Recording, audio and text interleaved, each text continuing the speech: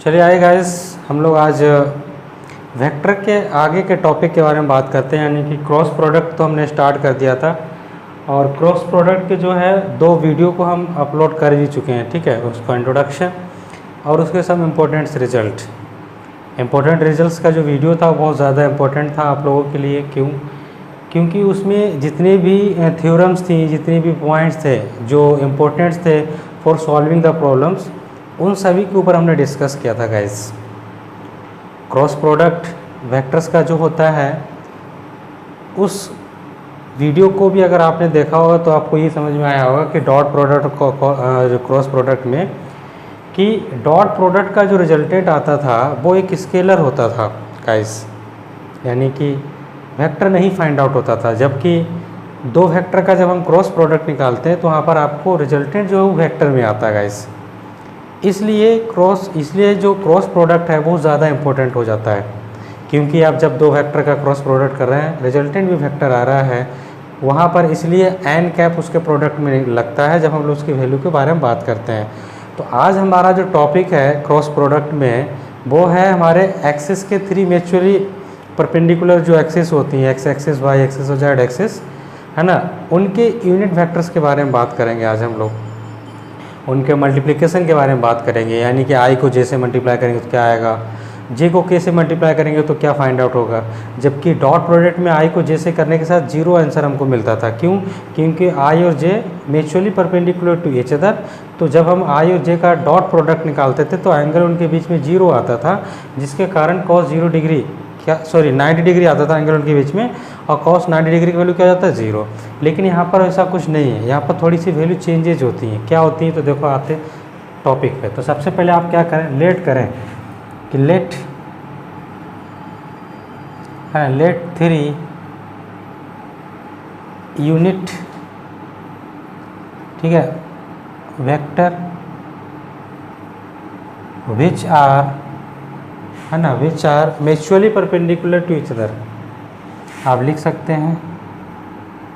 ठीक है, which are mutually perpendicular to each other guys. और वो क्या क्या है? एक तो है आपके पास आई कैप, दूसरा आता है जे कैप और तीसरा आता है के कैप। तो आई कैप जो है वो किस एक्सिस का यूनिट वेक्टर है? वो है एक्स एक्सिस का। आई कैप जो है वो है आपका एक्स एक्सिस का, जबकि जे कैप है वो किसका है? वाई एक्सिस का। और जबकि के कैप है वो किसका है गाइस? जेड एक्सिस का। इस प्रकार से तो अभी आप देखेंगे कि कैसे हम आई के साथ जब क्रॉस प्रोडक्ट निकालते हैं तो उसका आंसर क्या आता है। जे का जे के साथ क्रॉस प्रोडक्ट निकालेंगे तो आंसर क्या आएगा, और के का के साथ क्रॉस प्रोडक्ट निकालेंगे तो आंसर क्या आएगा। उससे पहले हम लोग क्या करते हैं कि थोड़ा एक्सिस को ड्रॉ कर लेते हैं और ज़्यादा एक्सप्लोर करने के लिए नॉलेज हमारा। ठीक है, ऐसे करके आप इस प्रकार से एक्सिस को ड्रॉ कर लें। ये हमने एक्सिस ड्रॉ की, इसका नाम हमने रखा है एक्स एक्सिस, ये एक्स एक्सिस है और ये वाई एक्सिस है, और इसका नाम दिया हमने जेड एक्सिस। क्योंकि ये 3D में है गाइस, तो 3D में आप समझते ही हैं, किसी फिगर को आप लटका दीजिए स्पेस में तो कैसा दिखेगा, लाइक इस प्रकार का। और ये तीनों एक्सिस जो हैं दूसरे के क्या होती हैं? परपेंडिकुलर होती हैं। इसको हम समझा सकते हैं। आप मेरे पास 3 मार्कर्स हैं, उसके हेल्प से आप समझ सकते हैं कि कैसे एक दूसरे के परपेंडिकुलर। देखिए दिख रहा होगा आपको, ये तीनों तीनों क्या है? एक दूसरे के परपेंडिकुलर है। इन दोनों को देखो तो यहाँ पर 90 डिग्री बना रहा है, इन दोनों को देखो तो यहाँ पर 90 डिग्री बना रहा है, इन दोनों को देखो तो यहाँ पर। तो इसी प्रकार से जो है एक्सिस होती हैं गाइस, तीनों के तीनों एक्सिस जो है इसी प्रकार से होती हैं। इसको समझने के लिए आप अपने चारों तरफ अगर आप एग्जाम्पल देखें तो आप देख सकते हैं आपके रूम का जो कॉर्नर होता है, ठीक है, उस रूम के कॉर्नर को देखेंगे तो 3 साइड्स होती हैं, एक लेंथ, एक इधर लंबाई और दूसरा क्या होता है? ब्रेथ। उसको भी देख करके आप समझ सकते हैं इस बातों को। ठीक है, तो आई होप आपको ये समझ में आएगा कि किस प्रकार से एक्सिस रहती है। तो जो एक्स एक्सिस है ये होता है आपके पास आई कैप, और ये जो है गाइस वो होता है जे कैप, और ये जो है गाइस ये होता है आपके पास के कैप। ठीक है, समझ में आई बात? ठीक। अब साथ में समझिए, जैसे मान के चलिए हमने कोई एक वेक्टर लिया है जिसका डायरेक्शन किधर है? एक्स एक्सिस की तरफ है। हमने कोई वेक्टर लिया है जिसका डायरेक्शन किधर है, एक्स एक्सिस की तरफ है, तो जब हम इसका है ना यूनिट वेक्टर लिखेंगे तो भी वो भी क्या आएगा, आई कैप ही आएगा। और सिमिलरली अगर कोई वेक्टर है जिसका डायरेक्शन है वाई एक्सिस की तरफ, इसका भी यूनिट वेक्टर लिखेंगे वो भी क्या आएगा, जे कैप ही आएगा। सेम उसी प्रकार से अगर कोई हम वेक्टर लिख रहे हैं जिसका डायरेक्शन हो जेड एक्सिस की तरफ, इसका भी यूनिट वेक्टर जब हम गाइस लिखेंगे तो उसका भी आंसर क्या आएगा, के कैप ही आएगा। क्या आएगा, के कैप ही आने वाला है। क्यों, क्योंकि जब दो लाइंस यानी कि जब दो वेक्टर एक दूसरे के पैरेलल होते हैं तो उनका डायरेक्शन सेम होता है। डायरेक्शन साथ सेम होने के कारण उनका यूनिट वेक्टर क्या हो जाता है गाइस, सेम हो जाता है। ठीक, हमने इसको क्यों लिखा अभी हम आपको समझाएंगे। जैसे देखिए, अगर हम बात कर रहे हैं आई कैप क्रॉस आई कैप का, ठीक है, अगर हम बात कर रहे हैं आई कैप क्रॉस आई कैप का, तो हम क्या लिखने वाले हैं, हम लिखने वाले हैं आई कैप का मैग्नीट्यूड, ठीक है, आई कैप का मैग्नीट्यूड, और यहाँ पर क्या लिखने वाले हैं गाइस, साइन थीटा, और यहाँ पर क्या आएगा हमारे पास, एन कैप। तो आई कैप और आई कैप यानी कि दोनों का डायरेक्शन किधर है, एक्स एक्सिस, दोनों एक दूसरे के पैरेलल है। तो यहाँ पर अगर देखा जाए तो यहाँ पर हमारे पास जो थीटा है वो कितना डिग्री का है गाइस, 0 डिग्री का है। तो जब 0 डिग्री का है तो हमारे पास इसका आंसर क्या मिल जाएगा गाइस, जीरो, क्या मिल जाएगा, 0। तो आई क्रॉस आई का जो वैल्यू है वो क्या आ चुका है गाइस, हमारे पास 0 आ चुका है। सेम उसी प्रकार से अगर गाइस हम बात करें 0 जे कैप क्रॉस जे कैप, तो हमारे पास क्या आएगा, ठीक है, जे कैप का मैग्नीट्यूड, और यहाँ भी क्या आएगा, जे कैप का मैग्नीट्यूड, और यहाँ भी क्या आ जाएगा गाइस, साइन थीटा, और इसके बाहर में क्या आएगा, एन कैप। ठीक है गाइस, तो जे कैप और जे कैप दोनों का डायरेक्शन अभी सेम है, तो इनके बीच में बनने वाला एंगल क्या हो जाएगा, 0 डिग्री हो जाएगा। तो यहाँ पर भी जो एंगल है वो कितना है, 0 डिग्री है गाइस। ठीक है, तो इसका मतलब क्या हो गया, साइन 0 0 होता है आप जानते हैं, तो 0 जे का कैप जे के साथ गाइस जो है वो आंसर क्या मिल जाएगा, 0। ठीक है, जे का क्रॉस जे के साथ क्या मिल जाएगा, 0। उसी प्रकार से अगर आप के बारे में बात करें, के का कैप क्रॉस के का कैप, ये किसके बाद बराबर आएगा, के कैप का मैग्नीट्यूड, यानी कि के यूनिट वेक्टर का मैग्नीट्यूड। सेम उसी प्रकार से के यूनिट वेक्टर का मैग्नीट्यूड, और यहाँ पर आने वाला है साइन थीटा, और यहाँ आएगा आपके पास एन कैप। जबकि आप जान रहे हैं कि इन दोनों के बीच में एंगल क्या बनने वाला है, 0, क्योंकि दोनों का डायरेक्शन सेम है, दोनों एक दूसरे के पैरेलल है, तो इसलिए उनके बीच का एंगल 0 होगा गाइस। तो जब एंगल 0 हो जाएगा गाइस, यानी कि 0 डिग्री हो जाएगा, तो आपके पास आंसर जो है के कैप क्रॉस के कैप का आंसर क्या मिल जाएगा, 0। के कैप क्रॉस के कैप का आंसर क्या मिल जाएगा गाइस, 0। तो एक बात आपको समझ में आ गई कि यानी कि सिमिलर वेक्टर, यानी कि आई का आई के साथ क्रॉस प्रोडक्ट 0 है, के का के साथ क्रॉस प्रोडक्ट 0 है, जे का जे के साथ क्रॉस प्रोडक्ट 0 है। ये तो बात तो समझ में आई कि एंगल इनका 0 है, इसलिए इनका आंसर जो है 0 आ रहा है। लेकिन जब हम आई का जे के साथ क्रॉस प्रोडक्ट करेंगे, जे का के साथ प्रोडक्ट करेंगे, या के का आई के साथ क्रॉस प्रोडक्ट करेंगे, तब आंसर क्या आएगा। तो उस आंसर को समझने के लिए, यानी कि उन सब चीज़ों को समझने के लिए सबसे पहले क्या करते हैं, इनको थोड़ा सा समराइज करके उधर हम लिख लेते हैं। ठीक है, तो क्या हमने लिखा कि आई का क्रॉस आई के साथ ये बराबर था जे का क्रॉस, ठीक है, जे के साथ ये बराबर था के का क्रॉस के साथ, यानी कि सबका आंसर क्या है, 0। तो सबका आंसर क्या आ गया गाइस, 0। तो ये बात तो आपको समझ में आ गई होगी। चलो ठीक, अब हम क्या कर रहे हैं, इसको थोड़ा सा रफ करेंगे, सिर्फ इतना को, जिससे हम आगे की चीज़ों को बता सकें। चलो आओ गाइस बात करते हैं, तो इसको रफ कर देते हैं। ठीक है, तो उस ये जो क्रॉस प्रोडक्ट है आई का जे के साथ, इसको समझने के लिए हम एक फिगर और बनाएंगे। अदरवाइज आप जो है इस फिगर से भी समझ सकते हैं। कौन से फिगर से, इस फिगर से, एक्स वाई जे, इससे भी आप समझ सकते हैं बात को। ठीक है, चलो तो आप उस बात को समझने के लिए एक और फिगर बना देते हैं, जिससे आप और अच्छी तरीक़ा से समझ सकें गाइस। अगर हम बात करें तो यहाँ पर हमने फिगर को ड्रॉ कर रखा है, छोटा सा फिगर ड्रॉ कर देते हैं जिससे आप क्लियरली समझें। ठीक है, समझने में आपको कोई प्रॉब्लम ना हो तो आप ऐसे करके एक फिगर बना लें, सर्कल, एक सर्कल बना। तो आप क्या करें, यहाँ लिखें आप आई कैप, इस आई कैप को आप और भी थोड़ा सा इधर बढ़ा सकते हैं। फिर क्या लिखें आप, फिर लिखें आप जे कैप, फिर क्या लिखें आप के कैप। ये डायरेक्शन हमेशा एंटी क्लॉकवाइज रहेगा, एक्स एक्सिस, वाई एक्सिस और जेड एक्सिस, आप हमेशा याद रखें, एक्स एक्सिस, वाई एक्सिस और जेड एक्सिस। इस प्रकार से डायरेक्शन होता है एंटी क्लॉकवाइज। कैसा होता है ये, एंटी क्लॉकवाइज। इस डायरेक्शन को आप कभी भी ना छोड़ें, ये हमेशा एंटी क्लॉकवाइज होता है गाइस, ठीक है, हमेशा कैसा होगा, एंटी क्लॉकवाइज। तो अब हम बात करते हैं इनके प्रोडक्ट के बारे में। तो देखो जब हम आई का, ठीक है, आई का क्रॉस प्रोडक्ट निकालते हैं किसके साथ, जे के साथ। जब हम आई का क्रॉस प्रोडक्ट निकालते हैं जे के साथ, तो आई का क्रॉस प्रोडक्ट जे के साथ किसके बराबर आएगा, के के बराबर, यानी कि दिस इज इक्वल टू के। ठीक, सेम उसी प्रकार से अगर हम जे का के के साथ निकालेंगे, ठीक है, जे का क्रॉस प्रोडक्ट अगर हम के साथ निकालते हैं गाइस, तो हमारे पास जे का के साथ तो आंसर क्या आ जाएगा, आई। ठीक है गाइस, अब आ जाओ, जैसे के का क्रॉस प्रोडक्ट अगर हम आई के साथ निकालें, के का क्रॉस प्रोडक्ट अगर हम आई के साथ निकालें तो हमारे पास आंसर क्या आएगा, जे कैप। यहाँ तक तो समझ में आ गया। अगर हम रिवर्स ऑर्डर में दौड़ें, जैसे आई का अगर हम के साथ क्रॉस प्रोडक्ट करें, अगर हम आई का क्रॉस प्रोडक्ट के साथ करें, क्योंकि हमने डायरेक्शन यहाँ चेंज कर दिया है, अब हम क्लॉकवाइज जा रहे हैं, तो हमारे पास आंसर नेगेटिव में आएगा। जे आएगा जरूर, लेकिन आंसर क्या आएगा, नेगेटिव में। जे आएगा जरूर, लेकिन आंसर क्या आएगा, नेगेटिव में गाइस। सेम उसी प्रकार से अगर हम के को जे के साथ करें, के कैप का क्रॉस प्रोडक्ट अगर हम जे के साथ करें, तो के कैप का क्रॉस प्रोडक्ट जे के साथ क्या आ जाएगा, माइनस आई। तो यहाँ से आ जाएगा माइनस आई कैप। और सेम उसी प्रकार से जे के आई के साथ करेंगे, ठीक है, जे कैप का क्रॉस प्रोडक्ट अगर हम आई के साथ कर रहे हैं तो हमारे पास आंसर आएगा माइनस के कैप। तो इतनी चीज़ों को भी आप जो है नोट डाउन कर लें बहुत अच्छी तरीक़ा से गैस। इतनी चीज़ों को भी क्या कर लें, आप नोट डाउन कर लें बहुत सिंपल तरीक़ा से, बहुत आसानी से। तो जिससे कि चीज़ें जब हम और ज़्यादा इसको एक्सटेंड करें और ज़्यादा एक्सप्लोर करें तो आपको चीज़ें समझ में आनी चाहिए गाइस। तो आपको ये बात समझ में आ गई होगी, हमेशा आपको कैसा चलना है, एंटी क्लॉकवाइज चलना है। अगर आप क्लॉकवाइज चलेंगे तो आंसर आपका क्या आएगा, नेगेटिव आएगा। क्लॉकवाइज चलेंगे तो आंसर क्या आएगा, नेगेटिव। आपको राइट हैंड सिस्टम का मतलब आपको समझाते थे, जैसे हम लोग राइट हैंड सिस्टम के बारे में बात कर रहे थे उस समय।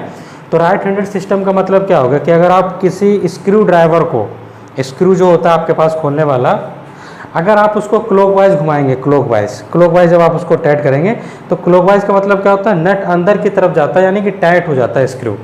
अगर आप उसको एंटी क्लॉकवाइज घुमाएंगे, एंटी क्लॉकवाइज, तो होता क्या है, वो ऊपर की तरफ आता है, यानी कि लूज हो जाता है और नट खुल जाता है। तो आप सिंपल सी भाषा समझिए, जब आप ओरिजिन से नीचे की तरफ जाते हैं तो y का वैल्यू 0, ओरिजिन से जब आप ऊपर की तरफ आते हैं तो y का वैल्यू पॉजिटिव होता है। तो यही फंडा यहाँ पर भी लागू होता है। एंटी क्लॉकवाइज में स्क्रू आपका ऊपर आता है इसलिए उसको पॉजिटिव लिया जाता है, जबकि क्लॉकवाइज में स्क्रू नीचे की तरफ जाता है इसलिए उसको नेगेटिव। तो सेम चीज़ है यहाँ पर, जब हम एंटी क्लॉकवाइज रोटेशन के बारे में बात करेंगे तो आंसर पॉजिटिव आएगा, और जब हम क्लॉकवाइज रोटेशन के बारे में बात करेंगे तो आंसर क्या आएगा गाइस, नेगेटिव। ठीक है, तो आई होप आपको ये समझ में आया होगा। तो आप क्या करें, इसको नोट डाउन करें, स्क्रीन को पॉज करें और इसको नोट डाउन करें। इसको हम रफ करेंगे हमें, जिससे कि एक एग्जाम्पल आपको समझा सकें। ठीक है, चलो आओ इसको रफ कर रहे हैं अभी हम। तो अभी आप समझिए, जैसे हमारे पास मान के चलिए कोई एग्जाम्पल है, उस एग्जाम्पल के माध्यम से आप बहुत सिंपल तरीका समझ सकते हैं। जैसे हमारे पास कोई वेक्टर है ए, क्या लिखा है, हमने लिखा है A1, ठीक है, आई कैप, और यहाँ लिखा है A2 जे कैप, और हमने लिखा है A3 के कैप, और हमने यहाँ लिखा है वेक्टर बी, इसका वैल्यू क्या है B1 आई कैप, ठीक है, B2 जे कैप, और यहाँ लिखा है B3 के कैप, इस प्रकार से। ठीक है गाइस, जब हम इसका क्रॉस प्रोडक्ट निकालते हैं, ठीक है, जब हम इसका क्रॉस प्रोडक्ट निकालते हैं तो हमारे पास इसका आंसर क्या आता है, हमारे पास इसका आंसर आता है guys I cap, J cap, के कैप, है ना, आई कैप, जे कैप और के कैप। यहाँ आप लिखते हैं A1 और यहाँ लिखेंगे आप A2, ठीक है, और यहाँ लिखेंगे आप A3, यहाँ आप लिखेंगे B1 और यहाँ लिखेंगे B2 और यहाँ क्या लिखेंगे B3, इस प्रकार से। इसका प्रोडक्ट क्या आता है वो हम आपको समझाना चाहेंगे, ये आया कैसे वो भी हम आपको बताएंगे। तो पहले तो आप सिंपली इनका मल्टीप्लाई देख लो, यानी कि क्रॉस प्रोडक्ट देख लो। तो A vector cross B vector, हमारे पास आंसर क्या है A1 आई कैप, ठीक है, A2 जे कैप, A3 के कैप, किसके साथ, तो B1 आई कैप, ठीक है, B2 जे कैप, और यहाँ लिखेंगे B3 के कैप, इसके साथ इसका क्रॉस प्रोडक्ट देखेंगे। तो देखिए करना क्या है आपको, यहाँ क्रॉस लगा देते हैं, पहले वाले को सबसे मल्टीप्लाई करना है, चलो सबसे मल्टीप्लाई कर लेते हैं। तो A1 B1 आ जाएगा, आंसर आ जाएगा हमारे पास A1 B1 और आएगा आई कैप क्रॉस आई कैप, ठीक। उसके बाद क्या आएगा A1 B2, फिर हमारे पास आंसर आएगा A1 A1 B2 और क्या आने वाला हमारे पास आई कैप क्रॉस जे कैप है ना, आई और जे। सेम उसी प्रकार से आप क्या करने वाले हो, A1 को आप इससे, तो आंसर क्या आएगा आपके पास A1 और यहाँ से आएगा आपके पास गाइस B3, तो यहाँ से आएगा आई, ठीक है, और यहाँ से क्या आएगा गाइस K, ठीक है। ये हो गया पहला मल्टीप्लिकेशन। दूसरा करने से पहले आप क्या लगा दें यहाँ प्लस। चलो A2 को अभी इससे मल्टीप्लाई करो तो आपके पास आंसर क्या आएगा A2 और B1, यहाँ क्या आपके पास यहाँ पर है जे का किसके साथ है, तो आई के साथ, ठीक, प्लस। अब आ जाओ यहाँ से A2 को किससे, B2 से, तो आंसर आएगा A2 और B2, यहाँ भी जे है यहाँ भी जे है, तो जे का जे के साथ क्रॉस, ठीक है, प्लस। अब आ जाओ इसको इससे मतलब क्या करेंगे A2 और B3, यहाँ जे और यहाँ के है, तो यहाँ आंसर आ जाएगा आपके पास जे और यहाँ आ जाएगा के। दो का मल्टीप्लाई हो चुका है गैस। अब आ जाओ तीसरे में, प्लस फिर से लगा लो, तो A3 का आप क्या करने वालों, A3 को करने वालों A3 को किससे, B1 के साथ। यहाँ पर क्या आपके पास के वेक्टर यानी के का कैप और यहाँ पर आ जाएगा आई का कैप, ठीक। इसको आप इसके साथ करो तो आंसर क्या आएगा आपके पास, आंसर आएगा A3 B2 और यहाँ आएगा के और यहाँ आएगा आपके पास जे। जब आप इसको करेंगे तो आंसर क्या आएगा, आंसर आएगा A3 और यहाँ से आएगा, ठीक, A3 B3 आप लिख लीजिए, A3 B3 और यहाँ से आएगा आपके पास के कैप और क्रॉस के कैप। ये आंसर जो है गाइज आपके पास आ चुका है। तो अभी आप क्या करें, थोड़ा सा इसको लिख लिया हो आपने तो हम इसको रफ करना चाहेंगे क्योंकि आपको यहाँ पर लिखना है इसको। अगर आपने लिख लिया तो ठीक है, नहीं तो आप स्क्रीन को पॉज करके पहले पीछे जाइए बैक, फिर स्क्रीन को पॉज करके लिख लीजिए। अब देखो कुछ बातें आपको समझानी, जैसे देखो यहाँ पर है आई क्रॉस आई का वैल्यू 0 था जो हमने अभी बताया, तो पहला स्टेप तो 0 बन गया गाइस। तो ए वेक्टर क्रॉस बी वेक्टर, पहला स्टेप आपके पास 0 आ चुका है, ठीक। उसके बाद देखो क्या है, आई और जे का क्रॉस प्रोडक्ट क्या है के, तो आप क्या लिखने वाले हो यहाँ पर A1 B1, तो आप लिखने वाले हो यहाँ पर प्लस A1, ठीक है, A1 और B2 और यहाँ पर क्या आ चुका है के, ठीक है, क्या आ चुका है। उसके बाद आ जाओ तीसरा में, क्या लिखा आई और के, देखो तो आई और के का क्या है माइनस जे, तो क्या है हमारे पास A1, यहाँ पर हमारे पास A1 और B3 और यहाँ पर माइनस के आ रहा है क्योंकि आंसर में हमारे पास माइनस के, इसलिए हम बाहर में क्या लगा देते हैं, यहाँ माइनस ले लेते हैं और यहाँ ले लेते हैं के ऊपर कैप, ठीक है, क्योंकि हमारे पास आई और के है ना, सॉरी आई और के माइनस जे है, तो यहाँ जे लिख लो, ठीक है, तो यहाँ आ जाएगा जे।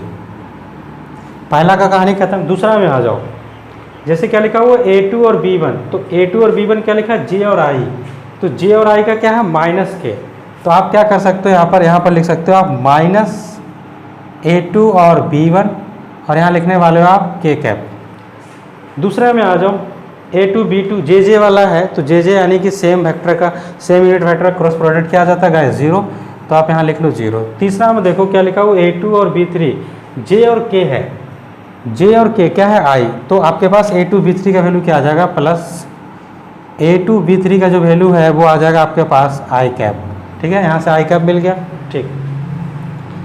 के और आई ध्यान से देखो, के और आई का वैल्यू क्या है जे, आंसर क्या है A3 और B1, तो प्लस क्या करोगे प्लस यहाँ, हाँ प्लस यहाँ आ जाएगा आपके पास A3 B1, के और आई के लिए आंसर क्या आ जाता है गाइस, के और आई के लिए आंसर आ जाएगा जे, ठीक है, के और आई के लिए आंसर क्या आ गया जे, चलो ठीक है।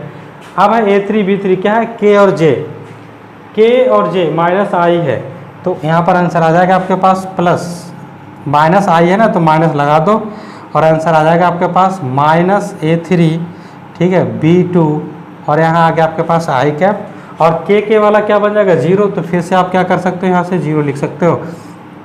चलो आओ, तो फाइनल रिजल्ट हमको क्या मिलेगा, ए वेक्टर क्रॉस बी वेक्टर का फाइनल रिजल्ट हमारे पास देखो क्या आएगा। आई वाला देखो, एक आई वाला यहाँ है, ठीक है, और एक आई वाला यहाँ है, तो आप क्या करो आई कॉमन निकालो, तो पहले क्या लिखोगे A2 B3 minus A3 B2, ठीक है, और यहाँ आ जाएगा आई कैप, ठीक, उस प्रकार से आ गया। प्लस जे में देखो एक जे वाला यहाँ है और एक जे वाला यहाँ है, तो आपके पास पहले प्लस वाला लिखना है, तो आप क्या लिखोगे A3 B1 और यहाँ क्या लिखोगे A1 B3 और यहाँ पर क्या आने वाला है जे कैप, प्लस आ जाओ तीसरा मतलब के, देखो एक के वाला यहाँ और एक के वाला यहाँ है, तो पहले क्या लिखा हुआ, पहले लिखा हुआ गाइस A1 और B2 और यहाँ लिखा हुआ है आपके पास माइनस A2 और B1 और बाहर में क्या आ चुका है K कैप।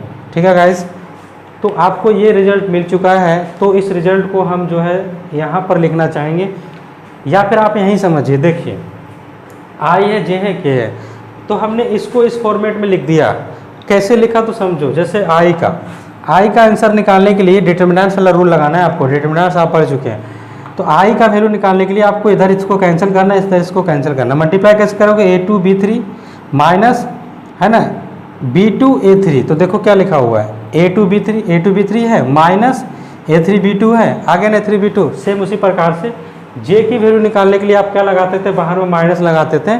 तो बाहर में आपने माइनस नहीं लगाया तो आप क्या कर सकते हो, इसके पैटर्न को चेंज कर सकते हो। तो J के लिए ये कैंसिल हुआ, इधर ये कैंसिल हुआ, आपको मल्टीप्लाई ऐसे करना था, बट आप मल्टीप्लाई ऐसे करेंगे ये B1 और A3। तो देखो क्या लिखा हो B1 और A3 और यहाँ से आ जाएगा A1 और B3। आ गया ना J। तीसरा देखो K के लिए, इसको आप कैंसिल आउट करो, इधर से कैंसिल आउट करो A1 और B2, यहाँ से क्या हो जाएगा B1 और A2, तो B1 और A2। तो ये आपके पास आ चुका है गाइस, जो हमने आपको समझाने की कोशिश की। तो आई होप आपको समझ में आया होगा। इस प्रकार से जो है हम लोग दो वेक्टर का क्रॉस प्रोडक्ट जो है निकालते हैं गाइस, ये आपको बहुत अच्छी तरीक़े से पता होना चाहिए। तो ये हुआ आपका cross product of unit vectors. कैसे आप यूनिट वेक्टर्स का क्रॉस प्रोडक्ट कर सकते हैं गाइस। तो अब इस वीडियो में हम इतना ही आपको बताएंगे। आगे के वीडियो में जो है हम लोग सिर्फ क्वेश्चंस ही क्वेश्चंस करने वाले हैं, यानी कि बेसिक से लेकर के स्टैंडर्ड्स क्वेश्चन तक हम लोग जाएंगे, तो हर एक क्वेश्चन को देखेंगे। तो अगर आपको वीडियो पसंद आया है गाइस, तो आप वीडियो को लाइक करो, चैनल को सब्सक्राइब और बेल आइकन दबाओ, जिससे आने वाला वीडियो को नोटिफिकेशन आपको मिलता रहे। और मेरे वीडियो को शेयर करो ज़्यादा से ज़्यादा। देखिए गाइस, मेरे वीडियो में अभी तक मेरे चैनल जो है उसमें अभी तक लाइव का ऑप्शन नहीं आया।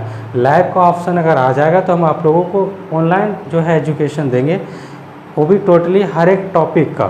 तो ये तब तक के लिए है जब तक मेरे चैनल पर लाइव ऑप्शन नहीं आता। जैसे ही लाइव ऑप्शन आएगा मैं उसको क्लियर कर दूंगा और मैं हमेशा जो है लाइव आप लोग को पढ़ाऊँगा। लाइव ऑप्शन तभी आएगा जब मेरे YouTube चैनल पर 1000 सब्सक्राइबर होंगे। ठीक है, तो इसलिए मेरे वीडियो को आप ज़्यादा से ज़्यादा शेयर करो और इसको पूरा करो। चलो मिलते हैं नेक्स्ट वीडियो में, तब तक के लिए बाय।